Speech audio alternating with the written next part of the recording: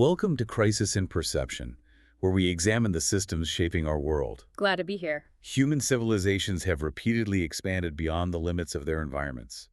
What happens when the temporary abundance enabling that expansion disappears? That is the big question, isn't it? It really is. And today, we're doing a deep dive into a text that completely reframes that question. We're looking at a book called Overshoot, The Ecological Basis of Revolutionary Change by William R. Catton Jr. Yeah, it's an incredible piece of work. It is. It's really paradigm shifting. Our mission today is to basically take the traditional economic and political lenses we usually use to look at the world and just set them aside completely. Right. Throw them out for the next hour. Exactly. We want to re-examine human history, technology, and population growth entirely through the lens of ecology. Catton's core argument here is that the economic booms and the technological leaps that we celebrate. The things we view as these isolated triumphs of human genius. Right. Those are actually just expressions of a very specific, very temporary relationship between us and the physical, planetary limits of the Earth. And honestly, it's a perspective that requires a fairly radical mental adjustment. Definitely. Because Catton identifies this thing he calls the cornucopian myth. The cornucopian myth. Okay, break that down for us. So this is the euphoric, deeply ingrained societal belief in limitless resources. It's basically the background assumption of almost every modern culture. We assume that because we've experienced this incredible compounding economic and population growth over the last century or two. We just think that's normal. Exactly. We think that growth is simply the natural, permanent state of human existence. Which, I mean, when you look around, you can see why we'd think that. Oh, absolutely. But the goal of our discussion today isn't to be alarmist or to, induce panic. Right. We're not here to doom scroll. No, not at all. The objective is to undergo a fundamental shift in perception. If you, as the listener, can understand the ecological paradigm Catton is laying out, suddenly all these chaotic political crises, the economic stagnation, the environmental pressures on the evening news. They stop looking like random disasters. Yes. They start making perfect, predictable sense. They are symptoms of a system reaching its physical limits. Okay, let's unpack this, because I think to really grasp how deeply ingrained that cornucopian myth is, we have to look back at the era when it truly peaked. The post-war era. Yeah. In the foreword to Overshoot, Stuart Udall, who was the U.S. Secretary of the Interior back in the 1960s, he paints this incredibly vivid picture of the post-World War II landscape. He describes it as a time of golden optimism. Golden optimism. And you look at the historical context, it makes total sense. Yeah. We had just unlocked the power of the atom. We were literally aiming for the moon with the Apollo mission. Right, there was no limit. Udall talks about initiatives like Project Independence. There was this genuine mainstream political belief that scientists would make America completely self-sufficient in energy by 1980. Which is wild to think about now. It is. The cultural attitude was basically that science had no problems, only solutions. What's fascinating here is how you can trace that boundless confidence through all the major institutional reports of that era. Like if you look at the first Atoms for Peace conference in 1955. Oh yeah, the rhetoric there was wild. It wasn't just about a new power source. They were talking about inexhaustible energy that would be, quote, too cheap to meter. Too cheap to meter. Just limitless. Right. And by 1957, you had prominent scientists like Harrison Brown publishing books, I think it was called The Next 100 Years, envisioning a future where humanity just industrializes the entire globe. Just paving the earth in progress. Yeah. The theory was that once high-grade ores ran out, we just use our limitless nuclear energy to mine ordinary rocks. Or the sea. Or the air. Wait, they actually thought we would mine the air. Yes. For raw materials. The Rockefeller panel reports around 1960 explicitly endorsed this super technology hypothesis. There was even a National Academy of Sciences committee in 1962 that told President Kennedy to abandon the old philosophy of conserving scarce resources. Because conservation implies limits. Exactly.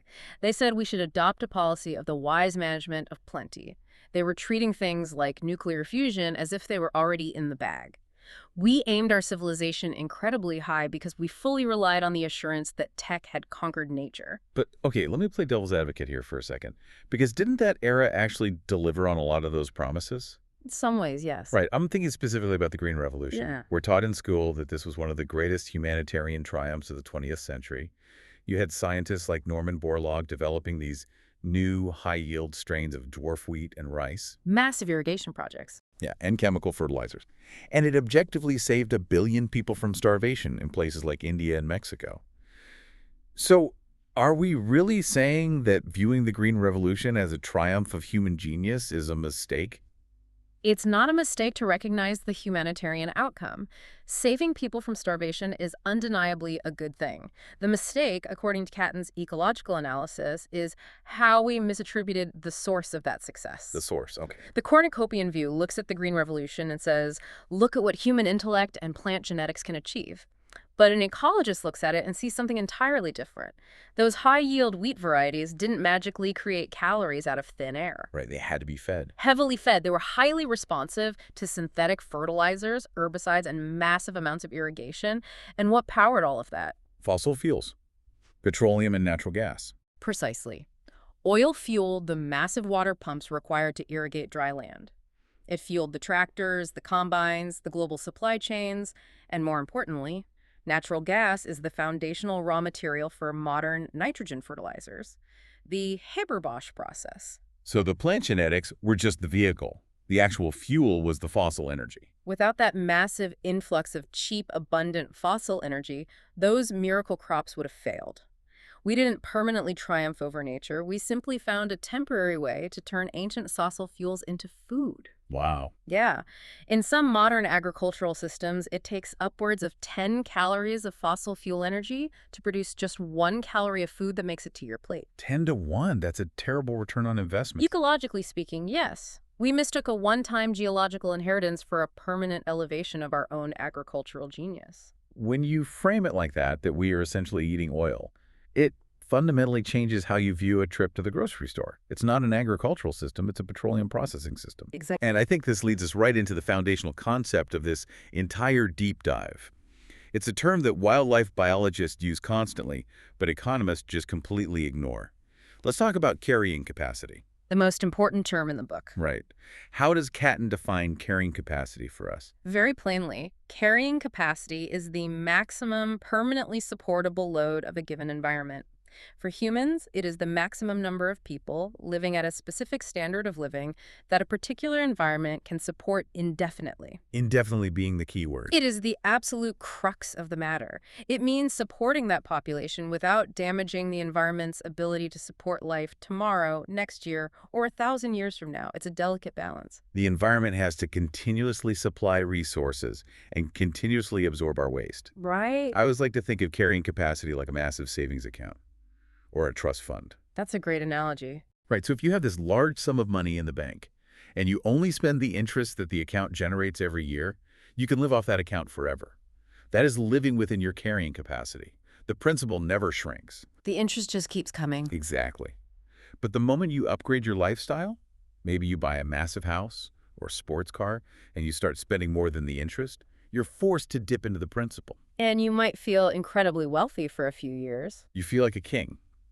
But mathematically, you are actively destroying your ability to support yourself in the future. You are eroding the foundation of your wealth. That maps perfectly onto human history. For the vast majority of our 2 million years of evolution, humans lived off the interest of the Earth's ecosystems. Hunter-gatherers. Hunter-gatherers, early agrarian societies. They relied on the annual harvest of plants, the current solar energy hitting the soil, the sustainable culling of animal herds. They were strictly constrained by the permanent carrying capacity of their local environments. But as human societies grew, we changed how we interacted with that bank account. Yes. And Catton breaks this down into 2 distinct methods of how humanity historically expanded its carrying capacity. The first method, which we use for most of our history, he calls takeover. Takeover. Walk us through the mechanics of takeover.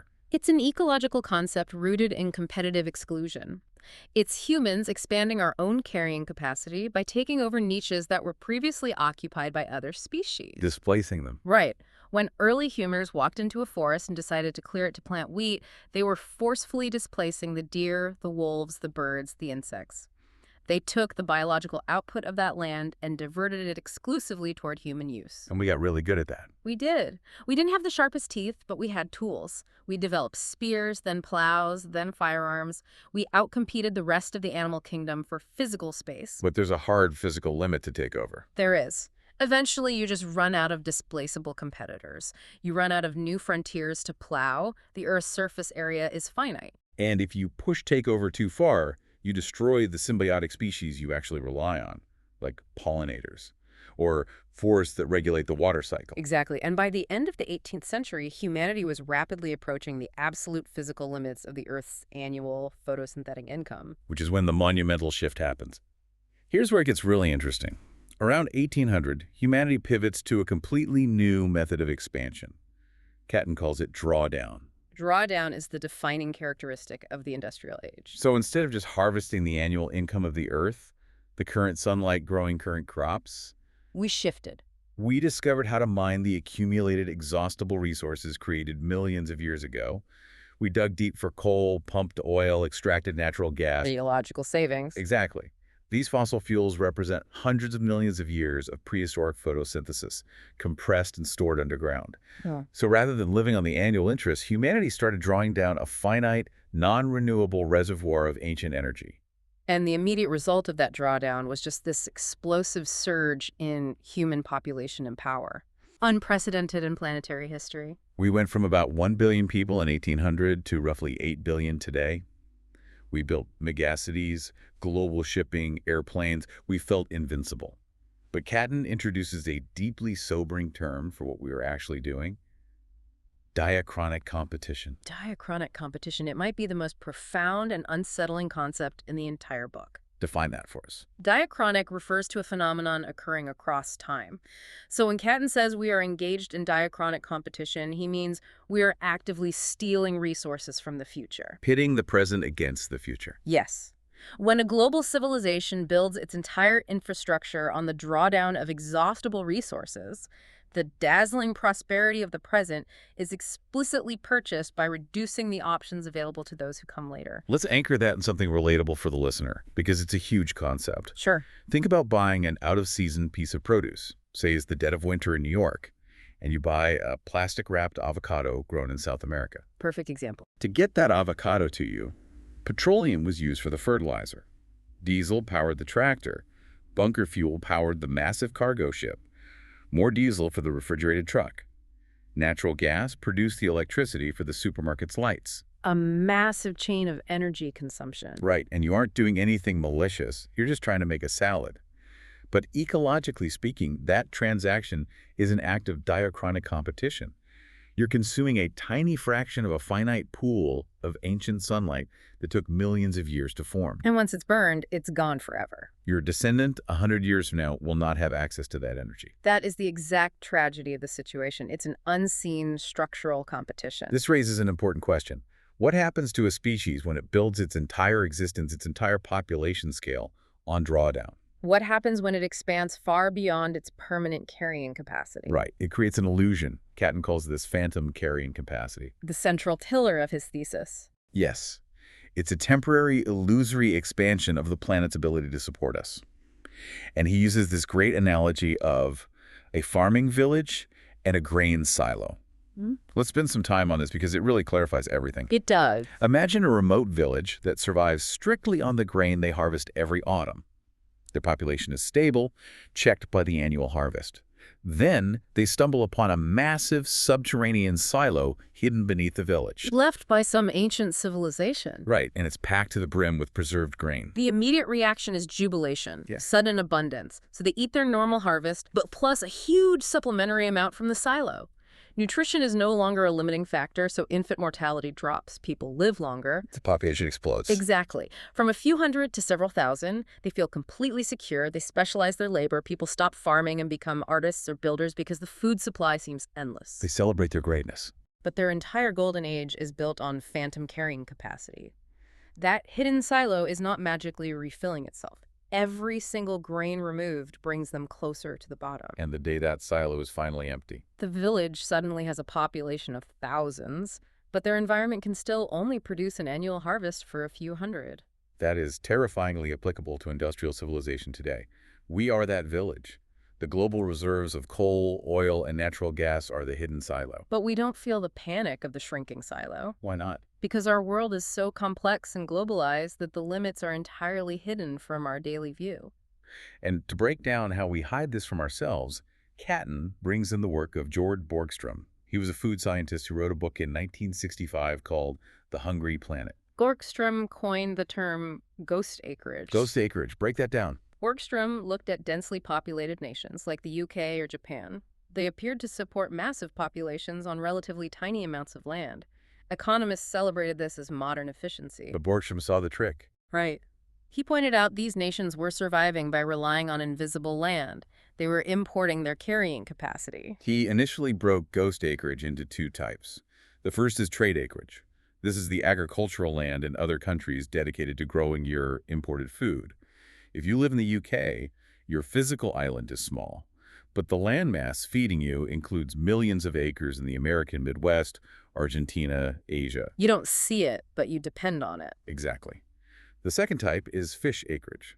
This represents the vast oceans supplying protein in the human diet, again, hidden under the waves or behind borders. But Catton takes Borgstrom's framework and adds a third, profoundly more important category: fossil acreage. Ancient sunlight acting as a substitute for physical land. Think about a draft animal. Before the internal combustion engine, a farmer needed horses or oxen to plow a field. Those animals needed food. A farmer might dedicate 20 or 30% of their total farm acreage just to growing pasture and hay for the horses. The horses were eating a third of the farm. Literally. But when the farmer replaces a team of horses with a diesel tractor, they instantly free up all that pasture land to grow food for humans. The diesel fuel powering the tractor is acting as invisible land. And synthetic nitrogen fertilizers derived from natural gas artificially boost the yield of every acre. Doing the work that would otherwise require vastly more physical land to achieve organically. Catton crunches the numbers on this for the United States in 1970, and the math is just staggering. He asks a hypothetical question.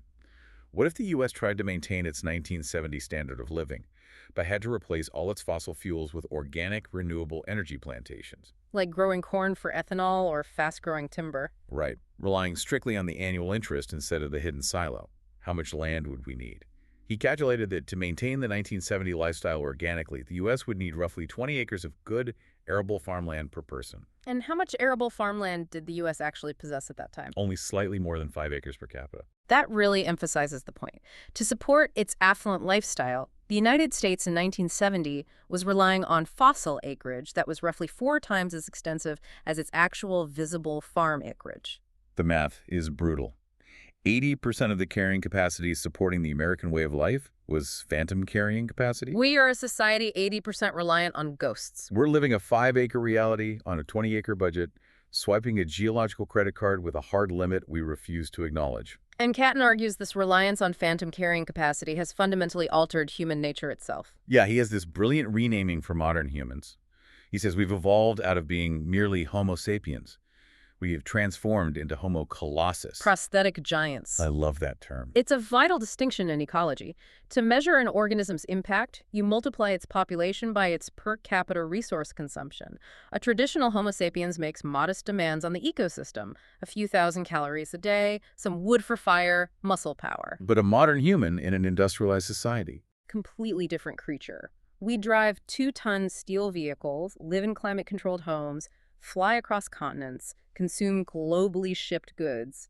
We take up the ecological footprint of a massive beast. So when I sit in my air-conditioned house and click a button to have a plastic phone case manufactured in Shenzhen loaded onto a diesel cargo ship across the Pacific, put on a freight train, and driven to my door in a van. You are flexing the muscles of Homo colossus. You are utilizing a global metabolic system that dwarfs the energy use of any biological creature in Earth's history. The Earth might have the carrying capacity to support 8 billion Homo sapiens living simple agrarian lives. But it absolutely cannot permanently support 8 billion Homo colossus. We have the resource footprints of elephants, and there are 8 billion of us roaming the biosphere. So if we're living on an ecological credit card, and the bill is mathematically guaranteed to come due, why aren't we terrified?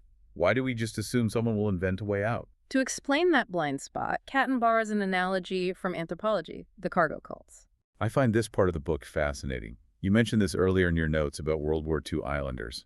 Walk me through it. During and after World War II, anthropologists studied the indigenous Melanesian peoples on remote Pacific islands. These were pre-industrial societies. Suddenly, American and European militaries arrived to build air bases. And the islanders see this spectacle. They see steel ships and metal birds bringing staggering wealth, canned food, medicine, radios, jeeps. The islanders called these magical goods cargo. But the critical part is what they didn't see. Exactly. They never saw the vast industrial supply chains in Detroit or London. They never saw the coal mines, the steel mills, the oil derricks. They only saw the very end of the supply chain. Soldiers sitting at desks, speaking into microphones, and miraculously a plane drops from the sky filled with cargo. So, acting rationally within their own worldview, they assumed the cargo was summoned by magic rituals. When the war ended and the militaries left, the cargo stopped. So they tried to get it back. They began mimicking the soldiers. They carved wooden headphones out of coconuts. They cleared jungle to look like runways and lit signal fires. They believed performing the correct technological rituals would make the gods send the cargo. They mimicked the form of the system, completely misunderstanding the underlying material mechanics. And Catton argues we are doing the exact same thing today. He calls it cargoism. He says modern society is essentially a massive cargo cult. We practice cargoism every time we glibly assume technology will inherently save us from resource depletion. Yes. The public hears about peak oil or topsoil degradation, and the response is, well, the scientists will figure something out. We'll invent fusion. We'll suck carbon out of the air. We'll mine asteroids. We have this superstitious faith in the next big breakthrough. We assume the cargo will just keep dropping from the sky because it always has in our lifetimes. We mistake the delivery mechanism for the source. Modern cargoists do not understand the ecological supply chain. We mistakenly believe technology solves the problem of ecological limits. But Catton challenges us to look at what technology has actually done historically. The steel plow, the steam engine, the deep-water oil rig, hydraulic fracturing. Have any of these created a new Earth? No. They haven't manufactured new carrying capacity out of nothing. Almost exclusively, technology has helped humanity draw down exhaustible resources faster and more efficiently. It gives us wider straws to drink the milkshake faster. It is an accelerant, not a savior. That distinction is chilling. It reminds me of a chainsaw. A chainsaw is an incredible piece of technology, a marvel of engineering. But a chainsaw does not plant trees. No, it doesn't. It doesn't make forests grow faster. It just allows a logger to cut down 100 trees in the time it used to take a lumberjack with an axe to cut down one. Exactly. We expect our technological magic to continually bail us out, but it's just accelerating our drawdown of the hidden silo. Yeah. And when that silo empties, it leads us directly into what Catton calls the inevitable sequel. The biology of bloom and crash. This is where the ecological paradigm removes human exceptionalism entirely. In the natural world, when a species achieves overshoot, when its population exceeds the long-term carrying capacity by relying on temporary abundance, the mathematical sequel is always a crash, a massive die-off, bringing the population back below the degraded carrying capacity. And Catton makes it very clear, humans aren't exempt from biological laws. He goes back to Thomas Malthus, who warned that populations grow exponentially while food grows arithmetically. For a long time, the modern world thought we proved Malthus wrong with the Green Revolution. Right, we outsmarted him. But Catton points out Charles Darwin actually read Malthus and applied his concept to the entire biological world. The cumulative biotic potential of any species exceeds the carrying capacity of its habitat. Every species naturally attempts to reproduce more offspring than the environment can permanently support. It's the engine of natural selection. And human beings are biological creatures subject to that same biotic potential. Catton uses some striking examples from biology to illustrate what happens when a species temporarily evades those checks, like the paramecium experiment. It's a classic lab experiment. Scientists took a test tube, a highly simplified artificial ecosystem, and introduced a predator species of paramecium and a prey species. In a natural pond, there are thousands of interacting variables keeping populations in check. But in the test tube, those dampeners were removed. Surrounded by abundant prey and lacking competition, the predator paramecium erupted, a massive population bloom. But they were in a finite environment. Exactly. They exhausted their food source, their carrying capacity, and the predator population violently and suddenly crashed. He gives another example outside the lab, lemmings in the Arctic tundra. The tundra is naturally harsh, low biodiversity, a simplified ecosystem. So lemmings periodically experience massive population blooms. They erupt across the landscape. But with no ecological dampeners to slow them down, they overconsume the fragile vegetation. They destroy their own carrying capacity, followed by a catastrophic die-off. Then there's Alodia canadensis, a waterweed, accidentally introduced into Great Britain in the 1840s.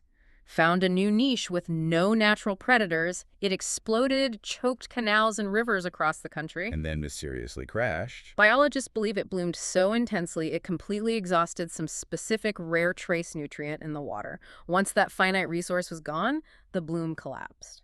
If we connect this to the bigger picture, the analysis gets truly frightening. Think about the takeover method and the Green Revolution. We've intentionally terraformed the Earth. Yes. We've actively replaced complex, resilient ecosystems with massive, simplified monocultures. We have transformed the biosphere to look very much like the paramecium's test tube. We removed the complex ecological dampeners to maximize the flow of calories specifically to our species, allowing our population to bloom to 8 billion. But simplified ecosystems are inherently fragile. By removing the complexity, we made our global civilization incredibly vulnerable to a catastrophic crash if our single major input, cheap fossil energy, were a falter. Do we have any historical previews of this kind of crash happening to complex human societies? We do. Easter Island is the most poignant microcosm of a human overshoot and crash. It's a haunting story. Very remote island. Polynesian settlers arrived around 900 AD to a lush, subtropical island covered in dense palm forests, abundant resources. Their population grew steadily. They expanded carrying capacity through takeover, clearing forests for crops, used massive palm trees to build seaworthy canoes to hunt deep-sea dolphins. Massive influx of protein. The society flourished. They built the moai, the huge stone statues. But as the population grew and clans rivaled each other, statue building got competitive. They needed more timber for sleds and levers to move the stones. The population kept doubling, up to an estimated 15,000 people at its peak. But the island was finite. They were engaged in intense diachronic competition with their own grandchildren. They were cutting trees faster than the forest could regenerate. And eventually they cut down the last tree. The cascading effects were catastrophic. Without large trees, no ocean-going canoes. The deep-sea protein was instantly cut off. Without tree roots, topsoil eroded into the sea, devastating crops.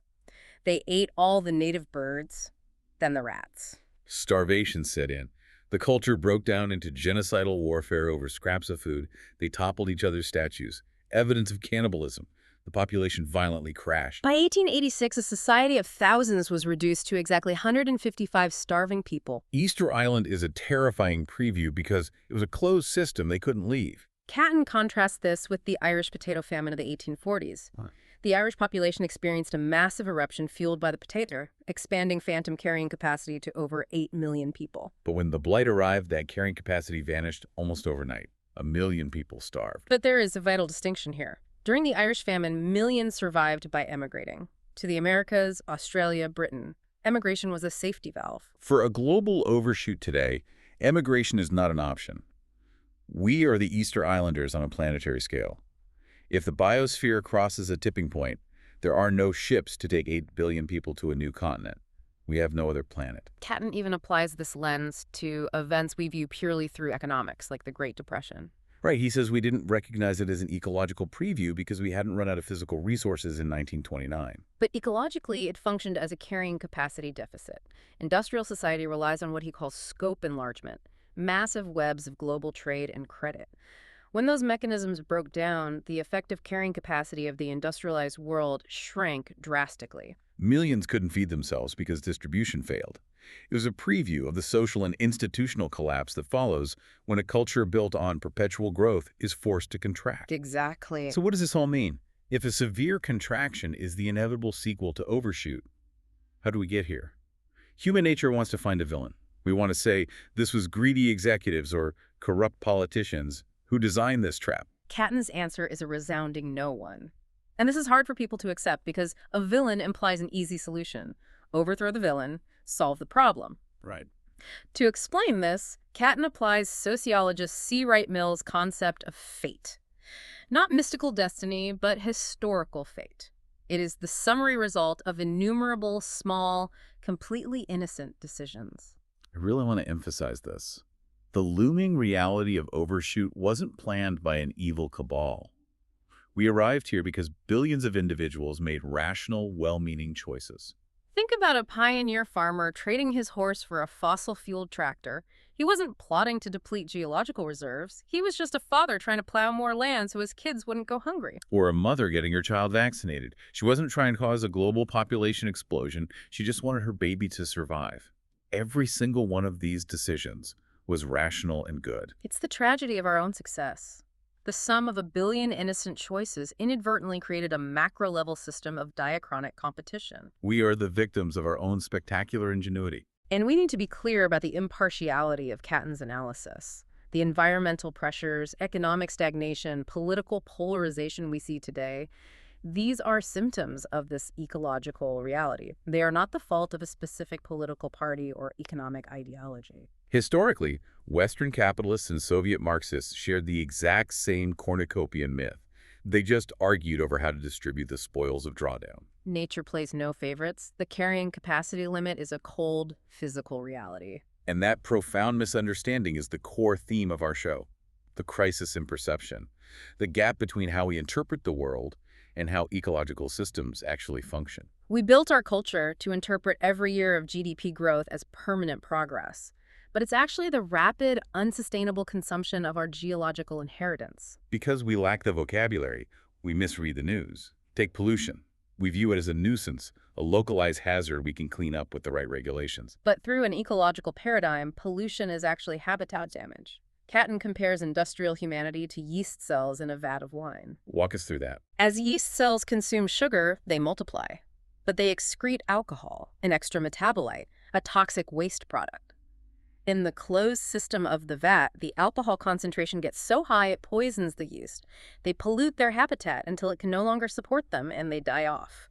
When we pump carbon into the atmosphere, or flood oceans with synthetic nitrogen runoff, or fill the biosphere with microplastics, we aren't just making the world dirty, we are accumulating toxic extra metabolites faster than the Earth can reprocess them. We are breaking down the life support systems. A changing climate isn't a political issue. It is the global ecosystem screaming that it has reached its physical limits. The wine vat is filling with alcohol. And this forces us to confront a painful truth about developing nations.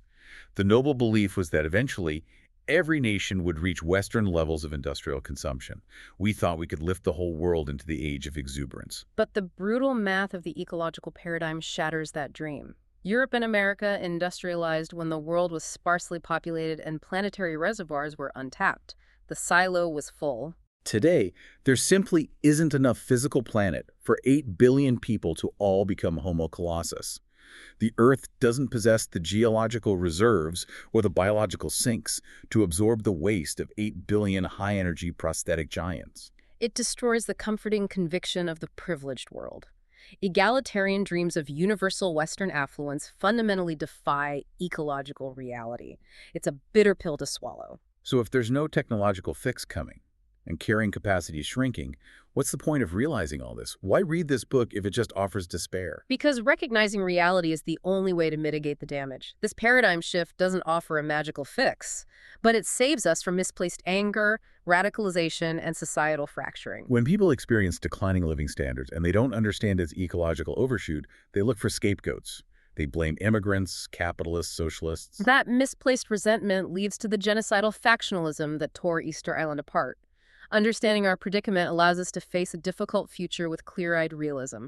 It frees us from cargoist superstition. If we know the pie is inevitably shrinking, we can stop tearing each other apart over who stole the missing pieces and focus on adapting humanely. Abandon the illusion of limitlessness. Transition from conquerors of nature to members of a global biotic community with strict, unforgiving limits. Which brings us to our synthesis. We've journeyed through Catton's reframing of the human story. We've seen how humanity shifted from sustainable takeover to terminal drawdown, creating phantom carrying capacity. We explored ghost acreage, relying on exhaustible resources. We've seen how our transformation into Homo colossus blinded us, leading to cargoism, and we faced the biological reality that overshoot inevitably leads to a crash, whether you are a paramecium, a lemming, or a human civilization. The ultimate value of overshoot is clarity. It equips us with a new vocabulary to read the world perceptively. It prepares us mentally for a finite biosphere. And that leaves us with a final provocative thought for you to mull over as you go about your day. If our entire economic system and definition of success are built on the myth of limitless growth, on the unsustainable requirement of acting as Homo colossus, what does a meaningful, fulfilling life look like if we consciously choose to step back? What does it look like to live simply as Homo sapiens again? Can we, as a society, design a culture of contraction that is driven by dignity and mutual care rather than descending into disaster and division? It's the question we all have to answer. Crisis in Perception examined how systems shape belief and how better tools help us see clearly. Thanks for listening. This project is free and publicly accessible. If you'd like to support the time, tools, and research behind Crisis in Perception, you can become a supporter on Patreon. We appreciate the support. For a shorter visual overview of this topic, see the mini explainer linked in the description. Highly recommend checking that out. If you enjoy this kind of systems-level analysis, please like, subscribe, and comment with books or topics you'd like us to explore next.